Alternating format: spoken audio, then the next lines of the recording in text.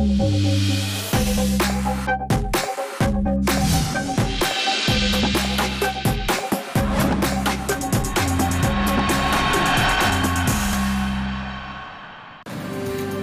La Habana, Cuba, te doy la bienvenida a Con Género, un espacio que promueve el diálogo y la equidad entre todas y todos. Soy Maicel Bello Cruz y ya te invito a que te quedes con nosotros para que conozcas lo más relevante en materia de género.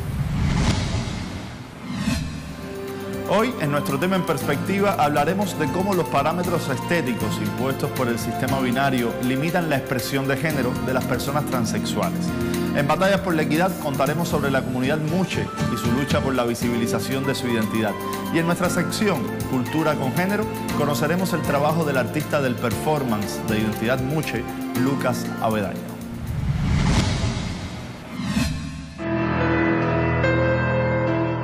Venezuela volvió a ser escenario de las luchas feministas luego que William Infante Borges, femicida de la joven bailarina Mayela Hernández, fuera condenado a 30 años de prisión por el asesinato de su ex compañera sentimental.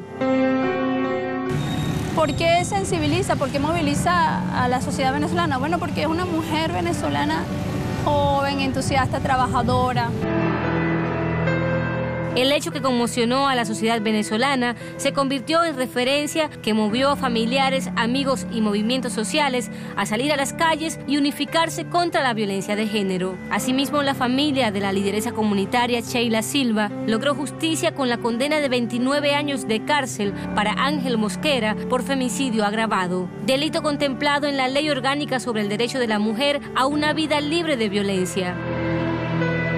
Es necesario que los femicidas, que los maltratadores sepan que la justicia venezolana se mueve y se mueve a favor de las mujeres y no de ellos. Se enfrenta a nuevos retos que giran en torno a lograr que la ley de protección a la mujer se cumpla en todos los ámbitos. Además, las feministas están de cara a otro caso que espera por juicio y sentencia: la violación y asesinato de Ángela Aguirre, una joven de 16 años, cuyo cuerpo fue localizado el pasado 26 de marzo en las aguas del río Caroní.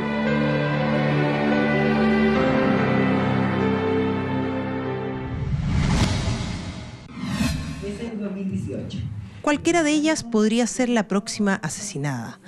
La violencia contra la población LGTBI aumentó en Chile casi en un 45%, y de todas las víctimas, las mujeres trans parecen ser las más olvidadas.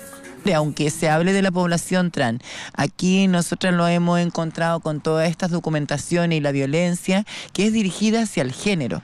Ya hacia el género femenino es la violencia o ataque transfóbico, o bueno, como le decimos ahora, femicidios trans. Así lo consigna el informe de la Red Lactrans de América Latina y la organización chilena Amanda Jofré, que da cuenta además de la violencia estructural contra las personas transgénero. La violencia que hemos vivido desde siempre del Estado, que no nos da el derecho a existir, a estar vigente a cupo laboral, que solamente tenemos que estar en espacios de trabajo sexual, como que no sabemos nada, no tenemos estudio, como que somos analfabetas. No temas, no hay cuidado, no te... Aunque Chile aprobó ya la ley de identidad de género a casi 2 décadas de tramitación, lo cierto es que en la práctica no se aplica aún el cambio de nombre social y las personas trans quedan al margen de cualquier trámite legal, beneficios sociales, acceso a educación, subsidios de vivienda, entre otros. Que uno tiene que apelar a la buena voluntad del funcionario que te atienda. Y también es súper incómodo para nosotras tener que estarle explicando todo el tiempo a los funcionarios que lo que sale en el carnet no es lo que a nosotros nos representa, no es lo que a nosotras nos gustaría como nos llamaran. Efectivamente hemos avanzado como sociedad, pero al mismo tiempo los sectores contrarios a la igualdad de derechos reaccionan de manera mucho más violenta.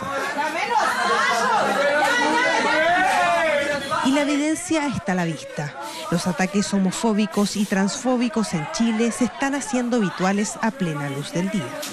También la Iglesia tiene mucho malo que ha hecho con las violaciones que tiene dentro de la Iglesia, y son los que más a nosotras lo han odiado toda la vida, que han fomentado el odio hacia nosotras, la población LGBTI, y son los principales que ahora están en la palestra de ser violadores. un odio que hoy aflora en grupos ultraconservadores de la sociedad y que desafían los avances legales que tanto costaron. Paola Dragnik, Telesur, Chile. Te propongo ahora hacer un recorrido por lo que ha circulado por las redes sociales.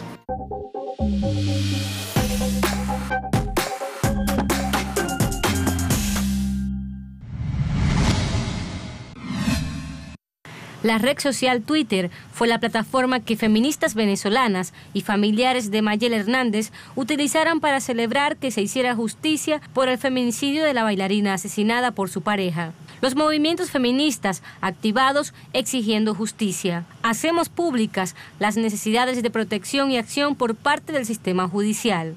En otro tuit, Jessica Sosa recordó las razones por las cuales se pidió pena máxima contra William Infante. No estoy feliz con la sentencia, ni siquiera deberíamos estar hablando de esto, escribió otro usuario de Twitter.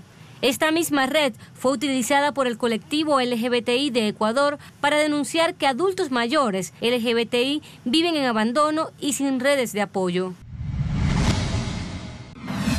Luego de este repaso por la web, te recuerdo que a través de nuestras cuentas en Twitter, @telesurcongénero y @maiseltelesur, y por nuestro correo electrónico congénero@telesurtv.net, puedes comunicarte con nosotros y compartir tu historia con nuestro equipo. Te propongo hacer una primera pausa y enseguida regresamos.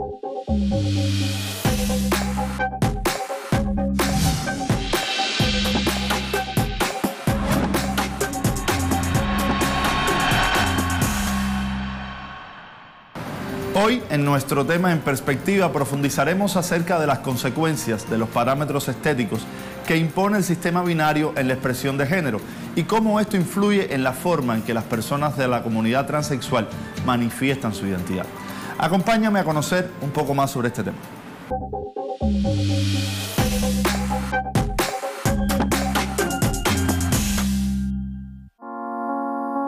La perspectiva binaria del género, construida por el sistema patriarcal, establece una serie de parámetros que hombres y mujeres deben cumplir para encajar en las expectativas sociales y culturales de su entorno, impidiendo el libre desenvolvimiento de las personas.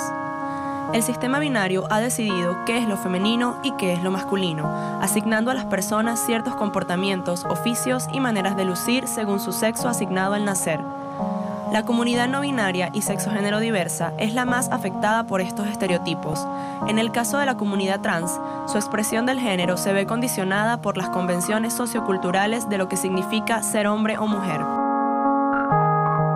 La heteronormatividad siempre conduce a ser hombre o mujer, ¿no? Si asumes una identidad masculina, tienes que vestir como hombre, y si asumes una identidad femenina, tienes que vestir como mujer. Los cánones estéticos femeninos conducen a un 90, 60, 90, que se repiten estereotipos agresivos por el uso del silicón, por el uso de terapia hormonal muy agresiva a mujeres trans. Entonces conduce a que construyan cuerpos que el patriarcado o la sociedad heteronormativa pide. Y esos cuerpos responden a la necesidad del mercantilismo de los cuerpos, ¿no? Cuando los cuerpos se convierten en mercancías. ¿Qué determina que una persona luzca como hombre o como mujer? Es el patriarcado el que ha definido estas características, convirtiéndolas en cánones estéticos que las personas trans se ven obligadas a cumplir cuando deciden manifestar un género distinto al de su sexo asignado. Vivimos en una sociedad machista, vivimos en una sociedad sesgada, ¿no? Que nos enfrenta a responder a cánones de belleza, ¿no? A cánones estéticos, en donde los senos, en donde la corporalidad influye mucho para ser reconocida como tú te sientes. Entonces, parte de la reafirmación de la identidad de género va por ahí, por construir el cuerpo en femenino, por construir el cuerpo en masculino, para representar la identidad de género que tú has decidido, ¿no? A diario, la comunidad trans se somete a intervenciones estéticas complejas, siendo las más comunes la aplicación de hormonas e implantes. En muchos casos, estas personas no reciben la asesoría médica indicada, arriesgando su salud en el proceso. Pero de repente llegó, te digo, esta chica Entonces la veíamos alta, güera, rubia y maquillada, súper arreglada. Entonces ella empezó a decirnos, ay, a ver, te vas a hormonizar, te vas a empezar a dejar el cabello más largo, te voy a hacer esto. Entonces, como que ahí empezamos a transformarnos. No, nunca hubo un tratamiento médico para hormonizarnos, ni que estuviera alguien detrás de nosotros, alguien especializado en eso, no. Nosotros nos automedicamos las hormonas, más bien ella nos dijo que hormonas y todo eso. La gente también te comenta y te dicen que te puedes poner aceite de cocina, aceite de carro, aceite de avión.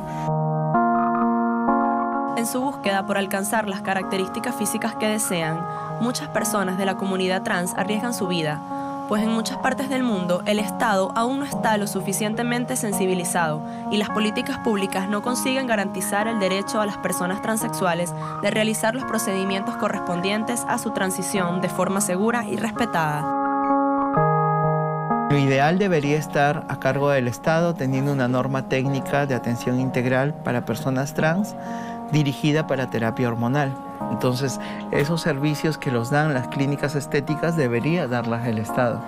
Esperaba encontrar un equipo de profesionales que de alguna manera me acompañaran en el proceso, que me informaran. Esperaba encontrar a la gente, una profesional que me entendiera, que me apoyara, que me tranquilizara y bueno, pues no. El feminismo te enseña a no amoldarte a la heteronorma, ¿no? El feminismo te da libertad de elegir qué es lo que tú quieres hacer con tu cuerpo o no.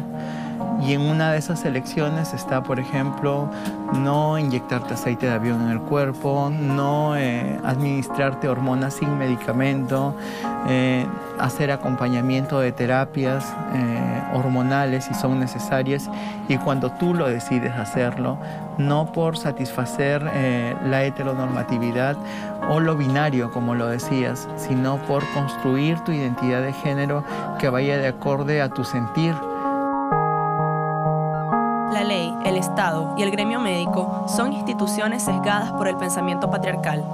El empoderamiento y la organización popular de la comunidad trans es clave para garantizar el cuidado individual y colectivo de las personas transgénero, que todas las personas trans puedan tener acceso a información de calidad que garantice su salud, que la lucha por el cumplimiento de sus derechos continúe y que avancemos en la deconstrucción del pensamiento binario y patriarcal por una perspectiva feminista y diversa.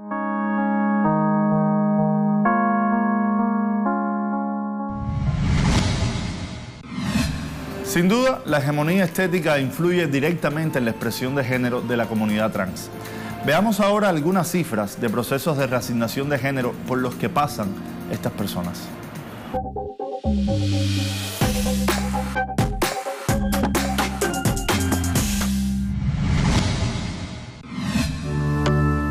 Procesos de reasignación de género en el mundo. Lili Elbe, nacida en Dinamarca en 1882, fue la primera mujer trans en someterse a una cirugía de reasignación de género. A lo largo de los años, y gracias a las luchas de la comunidad trans, son cada vez más las personas trans que deciden realizarse una cirugía de reasignación. En el 2018, se registraron en Argentina casi 800 pacientes en espera para realizarse la cirugía de transición. En el Hospital Durán se realiza una cirugía gratuita por mes, y en el Hospital Gutiérrez 3. En Argentina son comunes las hormonas, con un 61% de pacientes, y las inyecciones de relleno de tejido blando, con un 82% de pacientes. En el grupo de atención a personas transexuales, GAPET, del Hospital de Durán, reciben más de 250 consultas por mes, y desde 2010 contabilizan 200 cirugías. En Estados Unidos, los investigadores de Johns Hopkins y la Universidad de Harvard realizaron un conteo de los últimos 15 años hasta el 2018, con un resultado de 4.118 cirugías de cambio de sexo. En el Hospital San Boas de Uruguay, ya para el 2017 habían sido atendidas 250 personas trans para procesos de hormonización, 40% varones y 60% mujeres. Y en el 2015 comenzaron a implementar cirugías de reasignación, registrando ya para el 2017 25 cirugías. En España, entre 2012 y 2016, casi 1.700 personas se sometieron a cirugías de reasignación de género.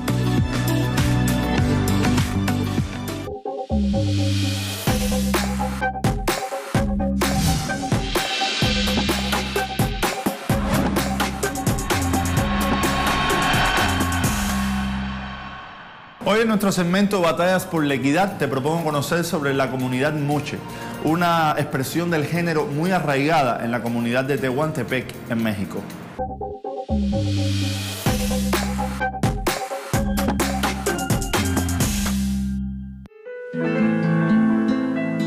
En la región zapoteca del Istmo de Tehuantepec se denomina Muxe a una persona cuyo sexo asignado es masculino, pero incorpora en su expresión de género características culturalmente consideradas femeninas.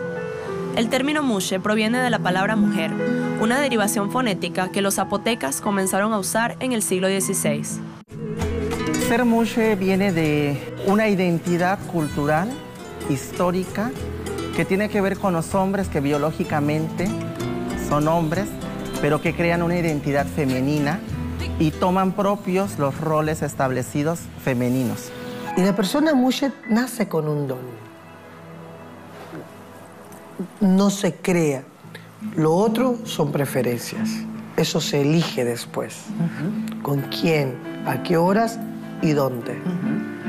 Pero lo Muxe es un don que me parece que surge entre los vientres, sube al corazón, pasa por la garganta y cuando surge la palabra, se construye lo Muxe. Y ahí está el don. En Tehuantepec, el Muxe es considerado por su madre como el mejor de sus hijos, y las personas de su entorno respetan y celebran su identidad, considerada una bendición para su círculo cercano. Cuando me vieron mis vecinos vestida de mujer, me ayudaron mucho. Me animaron a seguir luchando. Si eso era lo que me gustaba, si así quería vestirme, pues estaba bien. Incluso apoyaron a mis padres.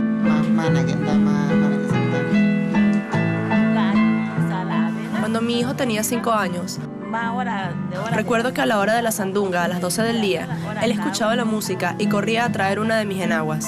Se la ponía y bailaba. Así que noté que mi hijo era diferente, que era Muxe.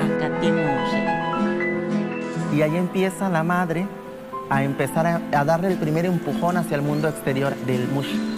Lo familiariza con alguna Muxe adulta que tenga alguna profesión o algún oficio respetable. Hablamos de estilistas, de modistas, de bordadoras, de tejedoras, de cocineras. Al adoptar características que la cultura considera como femeninas, los Muxe vivencian en carne propia la opresión y discriminación del sistema patriarcal. Sus familias les responsabilizan del trabajo doméstico. La sociedad no solo les asigna empleos y tareas consideradas femeninas, sino que se les impide ejercer otro tipo de trabajos u oficios por su apariencia. Es que nuestros oficios son oficios que desde nuestros antepasados han sido solamente para Muxes. Las Muxes podemos vestirnos de mujer o no vestirnos de mujer. Sin embargo, una Muxe vestida de mujer jamás llegaría a ocupar un cargo público. Yo, pues, te quiero Muxe porque ayuda. Él trabaja, él lava ropa, él hace comida, él hace atolito, hace todo. Algunas mamás, por su condición económica, quieren tener un hijo Muxe, porque como tienen hijos varones, no tienen a alguien que les ayude en la casa. Entonces, si ven que su hijo tiene como ciertas tendencias femeninas, lo que hace es como encauzarlo. Esa mamá que está protegiendo a su hijo Muxe tiene una idea muy egoísta, porque esa mamá dice, ok, yo me alegro y le agradezco a Dios que tuve un hijo Muxe, porque mi hijo Muxe no se va a casar. La comunidad Muxe se mantiene en resistencia por la libre expresión de su identidad y la preservación de su cultura, pero además luchan a diario por vivir una vida justa y equitativa, sin ser discriminados por su expresión del género. Existe una frase en zapoteco que dice Iranu gulenu neiranu napashide gibesanu. Todos hemos nacido y todos tenemos derecho a vivir. Muy interesante la manera en la que esta comunidad concibe la expresión de género. Te propongo ahora hablar sobre arte. Acompáñanos a conocer la obra del creador de Identidad Muxe, Lucas Avendaño.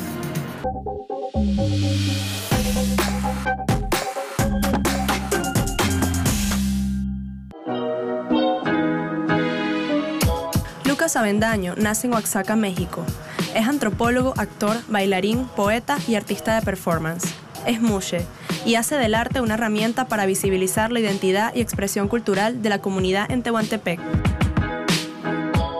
Cuando yo recién me mudo a la ciudad de México para estudiar la especialidad en coreografía, de repente había quienes me decían, bueno, ¿y tú eres zapoteco? Y entonces yo le decía, bueno, ¿y qué otra cosa puedo ser? ¿No? O sea, pero habrá gente que dirá, bueno, sí, pero mi abuelo es francés, ¿no? Sí, pero mi tío es español, etcétera, etcétera. Entonces, pero bueno, yo sí reconozco que no puedo hacer otra cosa, más que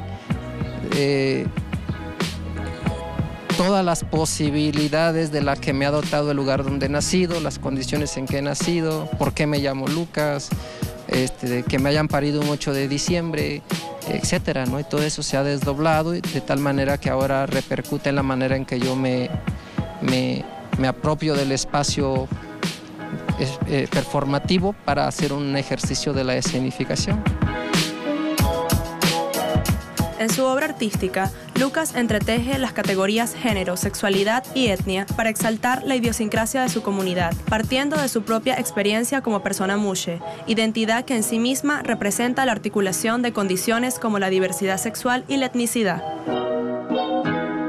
La diferencia entre los transeúntes que ahorita caminan justo detrás de mí, a nuestro lado, y lo que yo hago es la posibilidad que yo tengo de enunciarlo. Y de enunciarlo desde un espacio como es una expresión artística. Entonces, en cada individuo, en cada sujeto, en cada persona, yo creo que está implícito, interrelacionado, no se puede quitar uno del otro. O sea, tú mueves la etnicidad y en automático, porque esa categoría de etnicidad lleva implícito una categoría de género. Y esa categoría de género lleva implícito una práctica de la sexualidad. Y esa existencia, género, sexualidad y etnicidad lleva implícito una práctica política. Porque antes que la sexualidad, el género o la etnicidad, yo creo que en términos legales tenemos el reconocimiento de ser ciudadanas, ciudadanos. Su expresión artística ha sido un canal para la lucha por el reconocimiento de su identidad. Su voz también se alza por los desaparecidos de México, entre los cuales se encuentra su hermano Bruno Avendaño. Cuando yo planteo esto que ahorita se ha tornado como una expresión performativa, no lo planteo en su origen como una expresión performativa, lo planteo como una expresión de acorralamiento y de desesperación.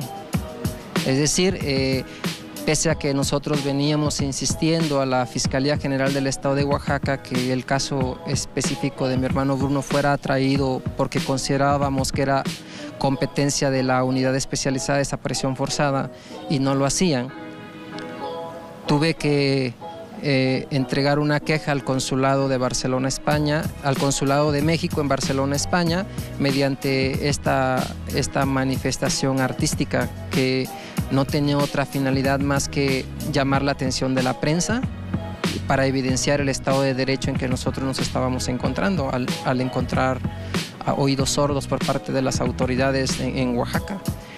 Y de ahí que desencadenó en que entonces eso se empezó a construir ya como una pieza de visibilización de desaparecidos.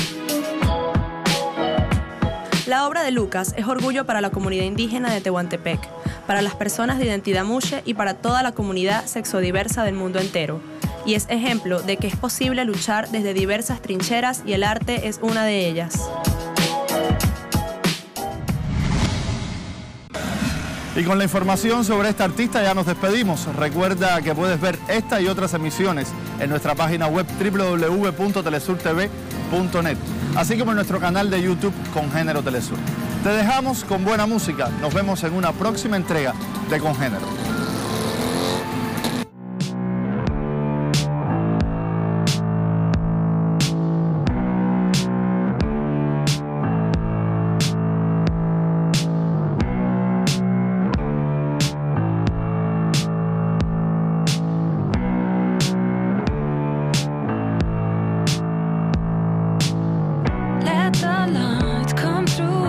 Let's believe in ourselves. Let's believe in